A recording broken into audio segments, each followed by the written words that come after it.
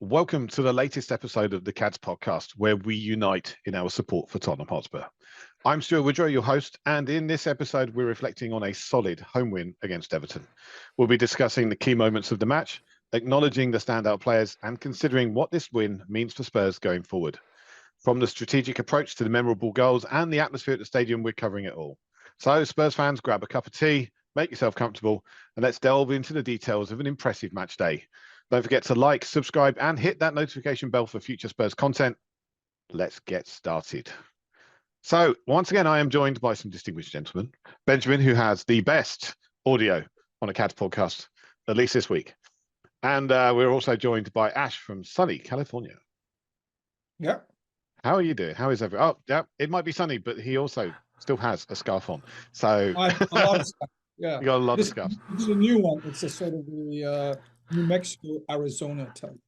Okay. Bit too much red in it for my liking, but there's that. It looks red for my. Do you know? And I always get because I know my facts. Being a journalist, do you know if you look up the historical kits of Tottenham, do you know that we had a red kit in our first 5 years? Actually, for 4 or 5 years, we had a red kit. I don't remember the. I don't remember. Then we came to our senses. Yeah. This is the benefit of being red green colorblind. Is that people say, oh, I don't want to wear red. I was like, I can't even see red properly, so I'm way ahead of you, buddy. All right. So as I was just explaining before we got started, Christmas time, family stuff gets in the way. Unfortunately, I actually missed fairly big chunks of today's game. I saw the goals. And then pretty much the last 20 minutes of the first half, I missed it. I come back, I find out that Christian Romero has been substituted. Somehow Everton got 9 shots on target or something like that in the first half. And Eric Dyer was on. I'm like, oh no, Eric Dyer is on instead of Christian Romero. This is going to go very bad. And then, yes, they did score, but they were restricted to many, many fewer shots than they were in the first half. So, boys, please tell me what happened in that game. Well, you know what? I think great. We're in 4th place. Can you believe it? At Christmas time. So all negatives aside, only positives are off the top. We're in 4th place. Can't believe it at Christmas, which is wonderful. With 8 players still missing, which is shocking that we can still do it. So I'm really proud of the team. We rode our luck a little bit, but I also think that having all those players missing, I think it's wearing on us. I think in the games too, you didn't see it. I think just like, as you said, you turned on the game and Dyer and Davis were our center backs.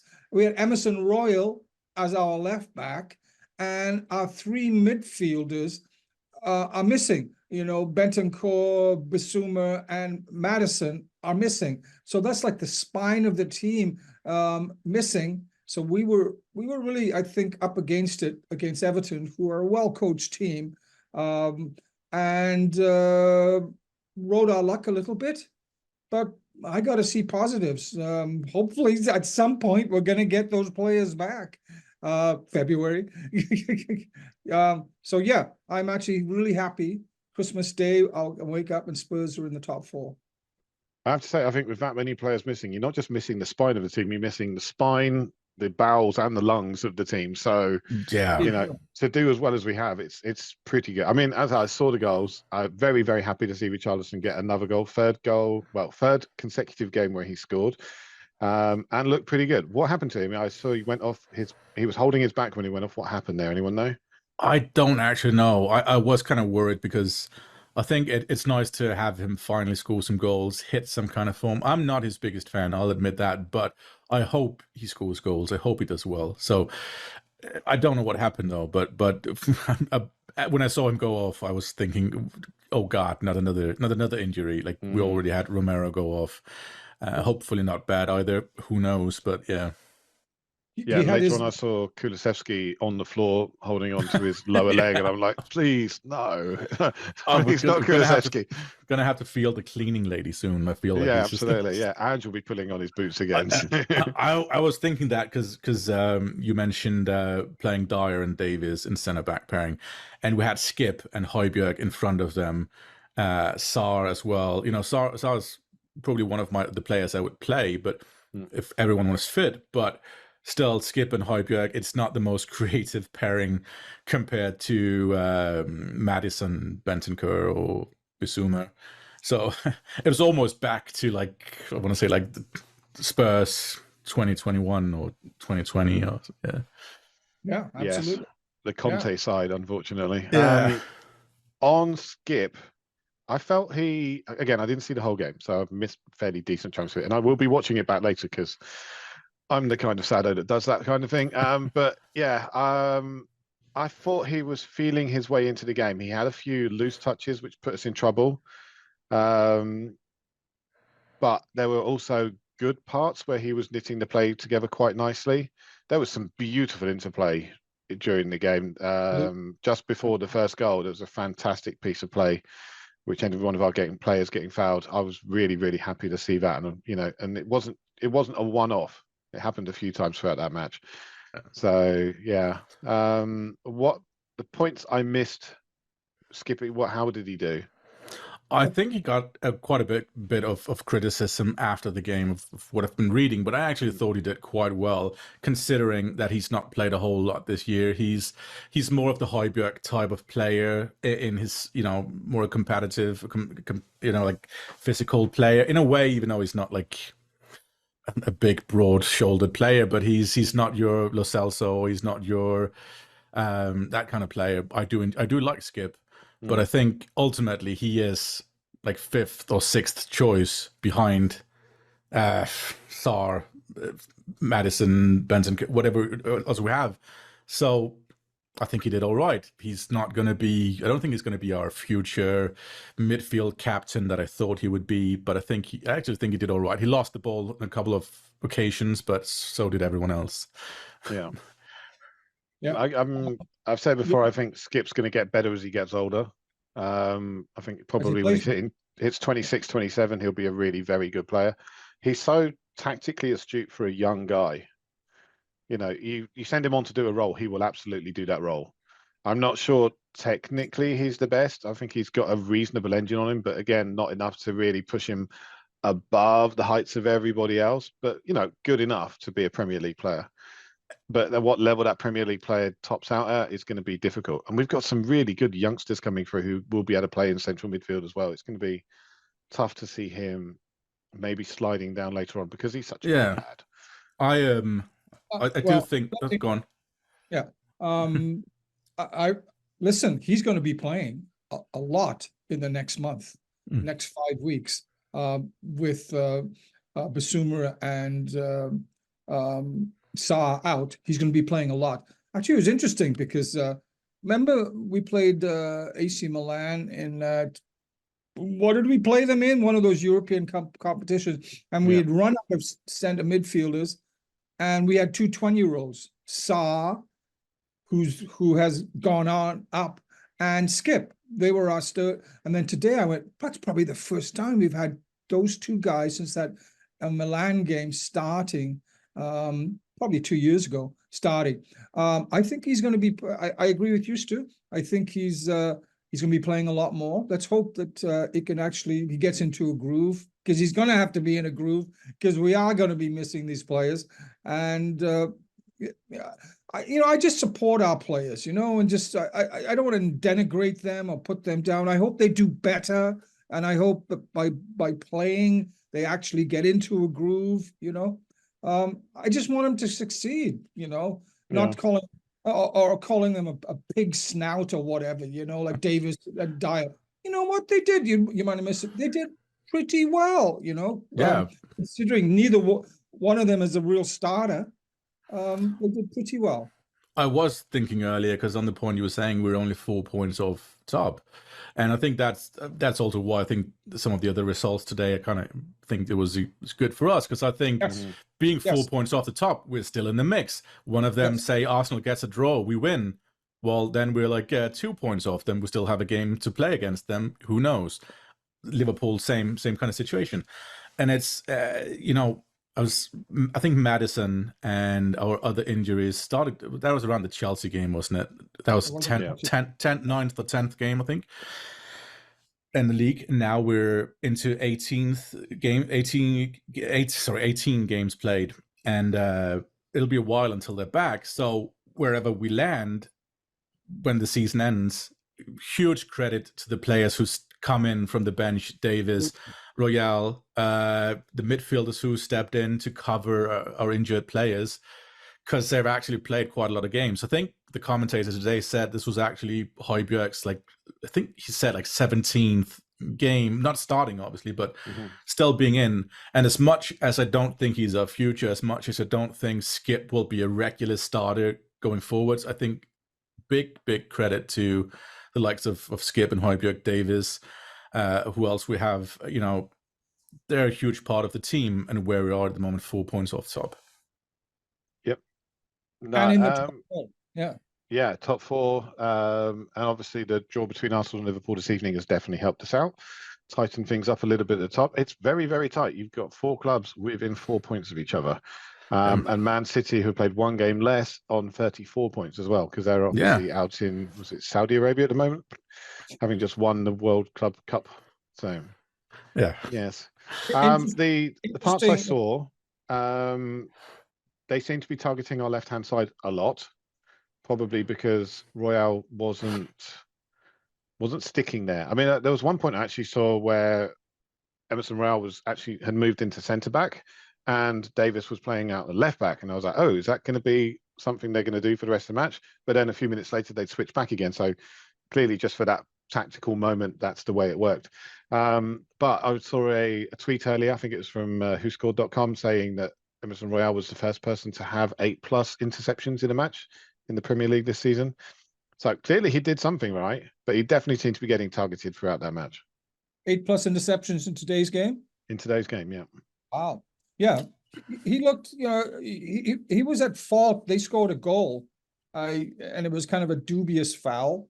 But he was at fault in losing the ball. But beyond that, considering he's right-footed, he was actually kind of solid. He's like Davis. Well, Davis even more so. But you know, these guys, they come to work. Put me in any position, I'll do the job as best I can. You know. So yeah, that's a good stat. Interesting stat, Stu. Yeah, because I can't remember if Royale has played left centre back for us, but he's definitely played right centre back next to Davies. He's also played right back. He's played left back. He's played left wing back. He's played right wing back. So again, same as Davies, those kind of players that cover quite a lot of positions, and I think that's very valuable. I mentioned that last time around as well. But I think he did all right today. Sure, I mean, he's a right back playing left back. He's on the wrong foot. He's defensively maybe not the strongest either, but I think he did quite all right. He's not you doggy because he's a left back. Yeah, exactly. But I don't think it was that bad. Maybe not the you doggy performance, but it was a good performance at the end of the day. I definitely saw some good things. I mean, early on, there was one really interesting run that ended up with him getting whacked over. He was running basically clear. If he'd been a little bit quicker, a little bit better on the ball, he would have been causing them a real threat at that point. But no, I mean, there was some good stuff from him today. From what I saw, there was some good stuff from Skip. From what I saw, but I have to say, the surprise of the day for me was Eric Dyer. I thought Eric Dyer came in, marshaled things really well at the back. Looked like the player that we were watching 4 seasons ago, you know, much more commanding, much more assured at the back. And you start thinking, well, hang on a second here. If this guy can carry this on, we don't really need to go out and buy 2 centre-backs this winter, this January window. Maybe 1 will do. I think it does depend on how the game kind of set up to Eric Dyer's favour, I think, because Everton was pushing us so far back that he was not left to create play on the ball. Yeah. We ended up playing quite low as opposed to the high line we kind of want to play. And I think that helped him out a bit. I think it did. There was a chance was it Dan Juma who had a chance that he kind of marshaled him all the way to the side a bit, and Dan Juma couldn't get a good shot off. I think it went to the side netting. Did fairly all right in certain situations. But of course he's a bit slower and a bit like, he can't play the high line, but he did well today, and there will be games where he fits well, I think. But Move, I mean, Yeah. moving. obviously, we do need to plan for a future without him because he's got 6 months left on his contract. Ah, So true. there's, Yeah. it's not there's no point in us saying, oh, we're going to build our, our backup defense around this guy, because that's just not going to happen. We're going to need to bring people in. But if we can just hold off a bit, maybe save some money for the summer, and because the January transfer window is always a difficult one to bring someone in. You always end up paying way over the odds. So Yeah. we'll see. We'll Well, see how it goes. one thing we have to watch out for, speaking of center backs, is that Romero was had an ice pack on his right hammy. Yeah. Does that mean Royale goes back in? Does that mean Dyer stays in? So until we bring in that other center back, those are our options. Was that why he went off then? Because I saw him. He got a kick on the ankle, I think, in earlier in the game, and I thought it might have been reaction to that. Was why he went off at halftime. He was sitting on the bench with an ice pack on his left hammy. Oh, I that's do not think good. Ange did say he felt like a slight twitch in the hammy. Whether then, I think someone I spoke to said one of was it Brighton's players that had the same thing and then played, like a week later, 3 days later, whatever. So I'd say perhaps if it's not so bad, he'll play the next game. But otherwise, it's another couple of weeks maybe for with another injury. I don't know though, but that's it's hopefully not another injury, but we can't really afford him to be injured, because we've got another game in 5 days' time. We're playing Brighton, which will be a tough match, I think. I think when we look back at this, we said Tottenham, Brighton, Bournemouth, and I know you all went for 9 points. I was like, I'll be good with 7, but we've just got past one hurdle. Yeah. I still think the toughest one is to come. Brighton, I feel, is the biggest hurdle for us, because I think they're a team that fits up nicely against us with their tactical layout. So we'll see how that goes. And Bournemouth are an improving side, as I've said before. So we'll see how all that goes. But I think maybe we need to acknowledge who we thought our best players were, not just the ones that came into the side and we thought did okay. I say from what I saw in the match, I think Vicario was probably our best player today. He pulled off some stunning saves, and I don't think he had much chance with the goal. I did miss the late Dominic Calvert-Lewin one. I don't know. I understand there was a foul given in the build up to that, so that's why it got chalked off. I don't know how he did on it, but I thought Vicario looked really, really strong today, and definitely looked the part of a top Premier League goalkeeper. I think the goal that was chalked off for them was very similar kind of shot that they scored from, actually, from was it Gomez who scored for them? Yeah. The kind of chance they scored from before that was ruled off for the foul was very similar. That same side shot, I think. I think Vicario is great, and I don't know if you saw the last chance that hit the bar and was saved. Saved. It hit Vicario, who was standing in goal. It hit him on his thigh or knee or something, and it was basically half an inch from being fully over the line. It was in the dying seconds, basically, or the last minute or so. Call it a save, I don't know. Bit of luck, you got to be in the right spot to let the ball hit you. But basically, was it the post or the bar, and then hit him and went out. It could have easily been 2-2. It could have been offside. But getting just back to your point, Stu, I think I actually think he's perhaps the best goalie in the Premier League this season. I agree. I don't know. That's a high bar. There are some very good goalkeepers in the Premier League right now. Yeah, but and of course, Andrea Nana. So good goalkeepers and Andrea Nana. But yeah. Right. No, he's up there. There are levels. Yeah. He's definitely up there. His shot. And listen, this is still his first season, still getting adjusted and whatever. I love him, and he seems to be a bit of a leader, a bit of a loudmouth on the pitch, which is good, So who else? Sonny gave up possession an awful lot, but he just runs his socks off. Richarlison runs his socks off, scored a very nice goal. Brennan Johnson, he's actually so fast and he's so close to being a kind of a really good player, but he's not there yet, Yeah. And he's starting every game. But I think that first goal showed us what Brennan Johnson can be about. Because that Yeah. first goal was all Brennan Johnson. He was the one that knocked it inside. He then took off and Sarr passed it through to him, which was a really good pass, really nicely weighted.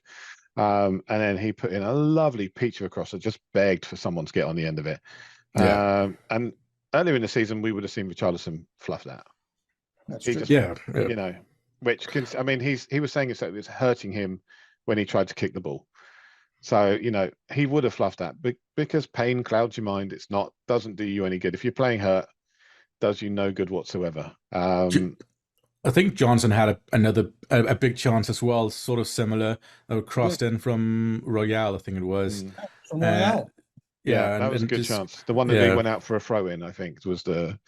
Yeah, and it was there was a few chances. I think we played quite well for the first 30 minutes or so. But you mentioned Son as well, and I think he looks more confident as well by every game, I feel, and even his close control, which I thought like 2 seasons ago started being more and more questionable. Like when he received the ball, we would often jump away from him. He couldn't really hold off players. I saw him today, even like out-muscle players trying to hold them off. And his close control looked better than it did 2 years ago, 1.5 years ago, and I think he did quite well. No, I thought he did. He was doing some good stuff today, tactically as well as just off the cuff.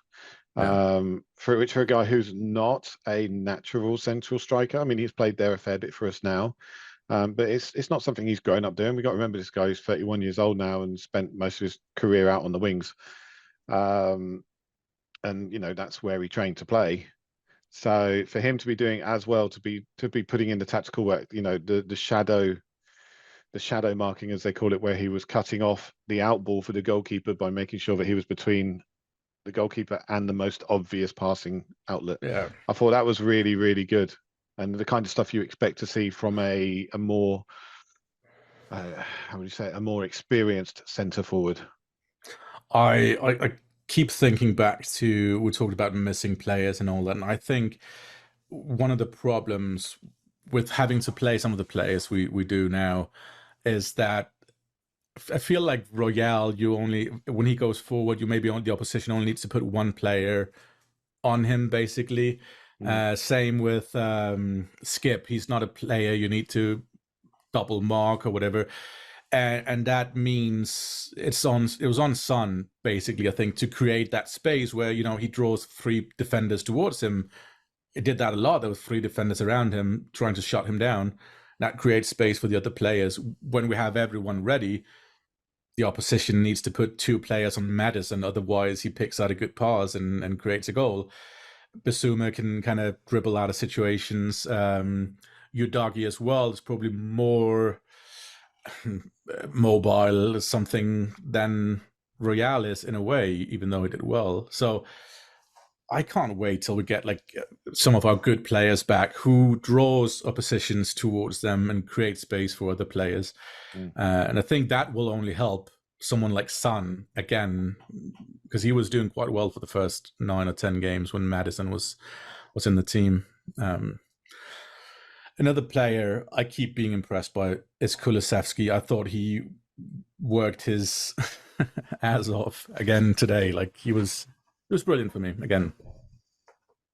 Ash, how did you feel? Yeah, very, very, very solid by Decky.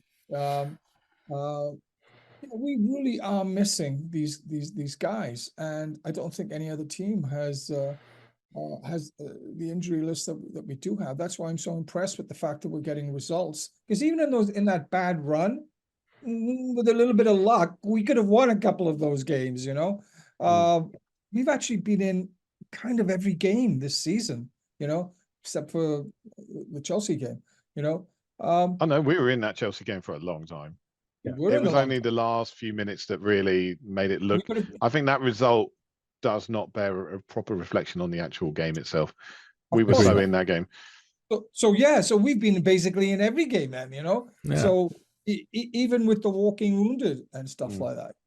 Do you think our fans we're just so hard on ourselves or what? Because, you know, hey, weren't we the only one in the top 5 who actually won today? Newcastle didn't win either. Newcastle didn't win. Man U They definitely lost. Yeah. Arsenal, Liverpool obviously drew. City haven't played. Yeah, exactly. We're the only one in the top 5 or 6 who actually won. Yeah, and I remember someone wrote somewhere that I think this was before this round saying, I wish we were in the mix for the top spot. And I think at that point we were probably 6 points behind, if I recall correctly, or something like that. And I said, well, it's 6 points. I mean, played 17 games at that time. We are still in the mix. And I think our fans are probably, I don't think it's realistic that we're going to stay up, or they're going to be top or whatever, but I think we're definitely in the mix. We're 4 points off top. It's not that we're not in the mix. And I think our fans are a bit harsh on our team as well. Like, of course we're decimated by injuries and we've got all these injured players, but we're still just 4 points off. We only got 2 Premier League games in January. Of course, there are 2 more this year against Brighton and Bournemouth. But then in January, it's United away and who's the other game? Brentford at home. Brentford. Yeah. And we got Burnley in the cup as well. Yeah, but I mean, so there's only 3 games in January. Yeah, which is a very, very light schedule. Yeah. So I mean, it's, of course, I wish we had no injuries, but given our injury list, I think only playing 2 Premier League games, which as much as we can want to win a cup, I kind of hope we are up there towards the end of the Premier League season. We said, a few wins can turn it around. So only having 2 games in January with the injury list, pretty decent situation in a way. And it does sound like the majority of our players will be back by the end of January, which is very nice to know, because when that happens, look at the team we're going to have. And you talked about it earlier, players that need to be double marked. And I think one of the reasons why Bissouma's not fallen off a cliff, but Bissouma's not putting in the same kind of performance we saw from before, is because they're putting 2 players on him now. Yeah. But when Maddison was playing, they couldn't afford to put 2 players on Maddison and 2 players on Bissouma, because then they'd get killed absolutely, get ripped apart somewhere else. It just tactically wasn't possible for them. So they had to let Bissouma have that space in midfield. Hey, Austin, how you doing? You're coming a bit late, but we've got a little bit of time. Sorry to be so late. I got no delayed. Worries. How did you enjoy the game? How did I enjoy the game? I think I had 1, 2, 3, 4, 5 heart attacks during the game. Okay, so a normal Spurs match then. But when you consider that we had a midfield without Bissouma, without Bentancur, and without Maddison, I'm not surprised that we got overtaken in midfield. I thought it was sensible to bring Højbjerg on in the second half, but I didn't enjoy the game at all. It was just terrifying. It was, but I also think we've had games earlier this season. We were just talking about those as well, where we might as well have won. Played quite well against Wolves, was it, or Aston Villa? I can't remember now. Yeah, played quite well. Those games ended up losing. Ideally, we play well in all the games, but I think even a game like this, we did all right for the first 30, 35 minutes or so. And we kind of toughened it out in a way. It was a tough watch. As I was saying earlier, a few days ago, my doctor told me to measure my blood pressure and all that. So heart attacks and all that. I'm a Spurs fan. I understand the 5 we are 5 immune to heart attacks. Yeah, all of us. But I keep thinking, though, if we can win those kind of tough games where, I don't know if it was deserved or not deserved. It doesn't matter. But some other games we've deserved to win and didn't win. So this is one of those games that might have gone to a draw, and we managed to get 3 points. In some ways, those games, I think more about it in context of the next game. Are we going to play well against Brighton and is it Bournemouth, the last one? I keep forgetting. Yeah. If we play well against those two in those 2 matches, I've probably forgotten this one wasn't all that great. Anybody else get the kind of sense of deja vu watching that game? I was thinking, this seems very much like the West Ham game. There was elements of that.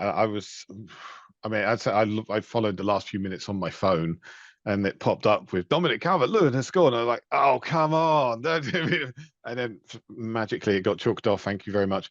But if we had dropped points now, I would not have been surprised with the way things have been in the past. But perhaps this is just more evidence of the new Spurs coming through, which is lovely to see.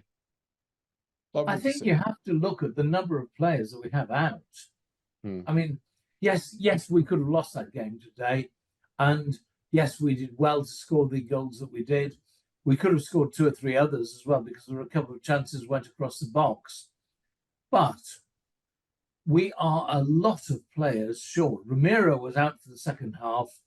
As I said earlier, Bissouma, Bentancur and Maddison are out, and they are our midfield engine home. Mickey van der Ven is out. So in the second half, we didn't have our first team defence. Udogie is out. I mean, hell's teeth. You can't expect to dominate teams with teams that have only got sort of 75% of their main players fit. Absolutely. 3 of the back 4 weren't there, when Romero went.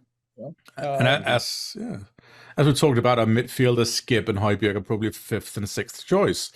They're playing a lot of that game today. So yeah, we're doing remarkably well given the things we're in. We have, and I think, one of the things you were alluding to earlier, Ash, is there seems to be a certain element of the fan base that seems to revel in players struggling. And I'm never happy to see a player struggle. I want to see our players do well, because I want to see us going up the table and doing well and entertaining us. Because I'm a long distance Spurs fan. I don't get to go to the stadium. I get to enjoy it from the screen what I can. And having been a Spurs fan since the 90s, there's not been a huge amount of success in that period. But it's not about success for me. It's about the way that we play and how much enjoyment I get out of it. And for long periods of my life, there's been periods where I've been very, very proud to be a Spurs fan. And there's been short periods where Mourinho, Conte have not been particularly enjoyed, not been looking at it and going, this is the stuff that makes me happy, because it didn't. So I'm just so happy that we've got this manager in charge who's got this way of playing that just keeps me entertained and makes me want to watch more of the match. Because honestly, last season there were long periods I was sat in front of the game checking my phone to see what was going on, and I don't do that now. I want to be watching that game and see what happens. That's the difference for me. What's the difference for you this year? What do you feel? Yeah, I feel the same. I mean, I didn't get up for some of those games last season, because they're at 4:30 in the morning, I said, well, I can watch a replay or whatever, if it's any good, 4:30 in the morning, or even 6 or even 7. That's still like today, 7. I had to skip things, but so yeah, that's the difference. I'm actually waking up I'm watching every game, and I think Ange has made a difference. I just, I do wonder for this season if this is just a rebuild season, and we really should keep our expectations under control, because we're not out of the woods. Stu, you were saying, we're going to get most of our players back, but Stu, you forgot to mention, 3 are leaving, so this could be only on competition. They'll be back by the end of January. They'll be back. Well, I mean, Son mid-February, mid-February, but Richarlison, if he's fit, is in good form now, and we've got the players to cover that, thankfully. Well, but yeah, I mean, the 2 midfielders are the big miss for me for what's coming up. Yeah, absolutely. 2, 3. 2, 3. 2. The 2 that are going to African Cup of Nations. Yeah. Yeah. So this might be a tough season all the way. I think Ange alluded to that last time. He sort of last press conference, so saying, well, we're not out of the woods yet, and I don't think we are. That's why I'm even more encouraged by these results, and really irks me that fans are, as you said, tend to revel in players not playing well. I want them. I don't care who they are and where they're from. I want them to play well for our team, and I want our team to do better. So, come on, you Royale. Come on, you Dyer. Come on, you Skip. you know. Yeah, I am very, very happy to eat my words when a player proves me wrong. I wrote an article many years ago praising Danny Rose for the way he turned things around. And there's been players like that since. And, you know, hopefully, maybe one day I'll be writing an article about Højbjerg. I doubt it, but I might be. I've been very critical of Højbjerg for the past couple of years. You can be. He's a compatriot. He's a countryman of yours. So, but I think you know, I think I kind of praised him today in the game at times. Like he was doing quite well today. So I mean, when players are doing well, I enjoy that. I want them to do well. I've said that about Richarlison as well. I might not be his biggest fan. I think he's a bit technically erratic with his finishing. But I want him to go on and score 25 goals. If he could do that, I'd be the first to eat my words and say he's, you know. By the way, Davis also had another really solid game today. Yeah. Remember we talked about him in the last podcast, and we were all sort of saying, "Yeah, he's stepped up." I thought he had a really solid game today. Didn't make any mistakes, and then he had to change his centre back partner as well, and all of a sudden get used to. I don't think those two guys have played together this season, Dyer and Davis. I don't know if they have actually. No, that was like a 2020 to 2021 Mourinho partnership, almost like in a way, like, Conte era. There was shades of like, oh, geez, is this going to work? But it worked fine, well enough at least. Yes, I think Ben Davis has changed the discussion in a way, because earlier on in the season we were all saying we need another left-sided centre back, like priority number one, another left-sided centre back. We're not saying that anymore. That's right. We seem to be saying we need another right-sided centre back, someone that can step in when Romero is injured or suspended, more likely suspended. But you know, which I think is evident with the players we've been linked to, that most of them are right-sided centre backs. Todibo is a right-sided centre back. Dragushan, right-sided centre back. Thank you to my Romanian wife for making sure I said that correctly earlier. Yeah, you know, these players are right-sided centre. We've seem to have stopped looking at left-sided centre backs almost completely, because Davis is doing so well, and from what I understand, Van de Ven is making very, very timely move back to full fitness. Yeah. Excellent. We need him. Yeah. We need. I do think that's an interesting point you made, Stu. I think, Stuart, about making like being proud of the team. Again, proud of the way we play and all that. And I was just we talked about the Chelsea game and losing 5-1, was it? Yeah. And I think that was it only 4, wasn't it 5? 4-1. I feel like it was 5. It might have only been a 4-1. I felt 4-1. Like it was 5. Yeah, 4-1. Okay, fair enough. I felt like they scored more towards the end, but I've never been as proud of losing a game as it was that game. Yeah, it was a weird game. Like, we lost 4-1. Like, it wasn't so much that, but it was like the way we played, the way we believed in ourselves to still do something. And that's the way I feel about this season as opposed to previous season. You ask what had changed. I actually feel proud of the team. I look forward to watching the games. It was almost out of habit or out of like, I'm a Spurs fan, I need to watch the games last season. I still watched every game, but it wasn't with a feeling of this is a project that's going somewhere. It wasn't a feeling of feeling proud that the team, did we get a draw against Liverpool? No, we lost 4-3 in one game against Liverpool. I think was it 2-2 the other one last season, I think it was. Yeah. It wasn't like, I think in that game we were 2-0 down against Liverpool in the 2-2 draw. And I think it went all gung-ho and threw everyone forward and we got a 2-2. It wasn't a feeling of pride. It wasn't a feeling of this is a project we're building on. It was a feeling of tactically just being whatever, just do something. Like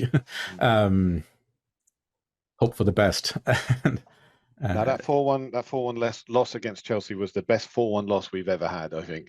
So I think Austin and Ash have got longer memories than me. Maybe they can remember a more exciting Spurs performance where you lost 4-1, but I certainly can't. I can't remember more exciting performances than we're putting in at the moment.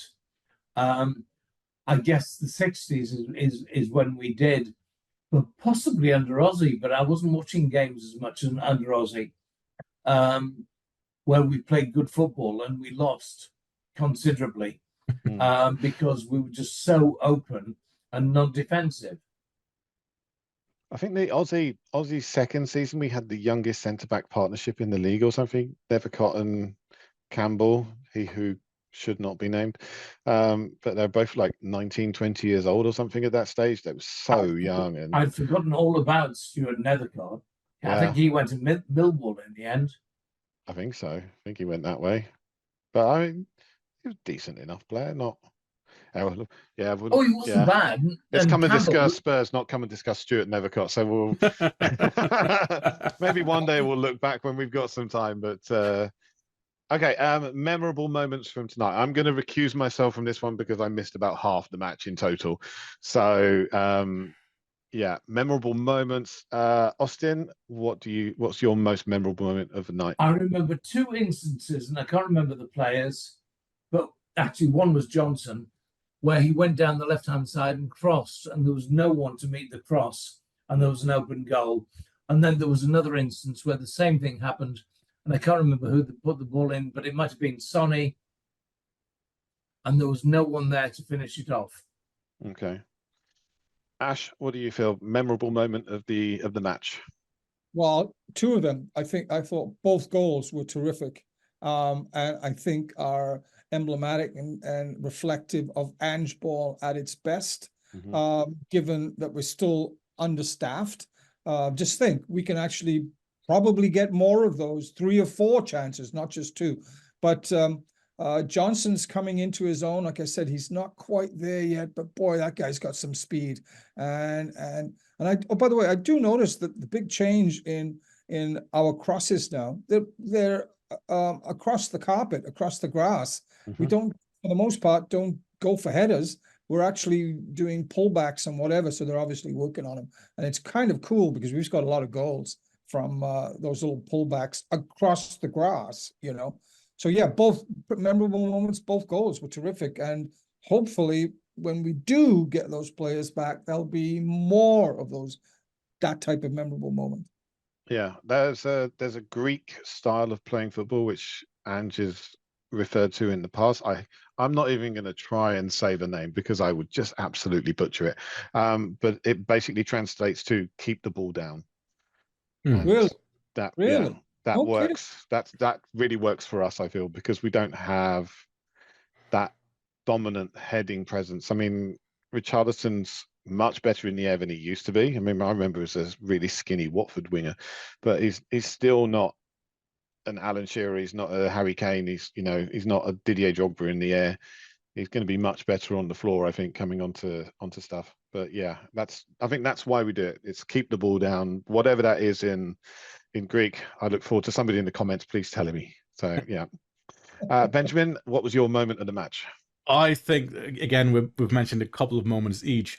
I think there were 2 moments, and as a former goalkeeper myself, I think Vicario had a save right before his goal line save, but he had to save with his upper hand, kind of getting it over the bar. I think it even deflected a slight bit, push it out for a corner. Thought that was a great save. It was probably around the 85th minute or so. I can't remember exactly when it was, late on in the game. And then he had the goal line clearance, say, where it hit the bar, it went to his knee or thigh or whatever. And yeah, bit of luck, whatever, but he still had to move his body to that side of the goal. And he got his body in front of it, whether knowingly or by luck. But I think those 2 moments, first off, a great save to push it over the bar, and then sort of luckily keeping it out. Those were the memorable moments for me. So by hook or by crook, he got there, which is all you really need at the end. Yeah. Okay. Last thing we're gonna do before we close out tonight. Something we've not done before. Niggle of the match. What was the one thing? It can be completely tiny little thing. It doesn't have to be anything big. But what's the one thing that you watched in that match and you went, "Oh, I don't like that." For me, Pickford, a goalkeeper wearing short sleeves and nothing underneath, like Vicario, like myself, short sleeve top, but a base layer underneath, at least protecting his elbows. But Pickford, what are you doing? Get a decent top on. Come on. We're gonna reverse it. We're gonna ended with Benjamin last time. So Benjamin, what's your niggle? Oh man, I had to think for a bit. I was struggling here. I think there was the moment where Andre Gomez, I think it was, who kind of stepped on, was it Skip or Sarr or Johnson? I can't remember. I don't think it was. I couldn't quite tell if it was on purpose or not on the sideline. I can't remember who he stepped on. Or was it Sarr? I can't remember. He kind of went jumping and then stepped on his leg. Purposefully or not, I choose to think it's not, but it's still, maybe, geez, not another injury or something like that. Another, yeah. Can't afford those. Yeah. Ash, what was your niggle?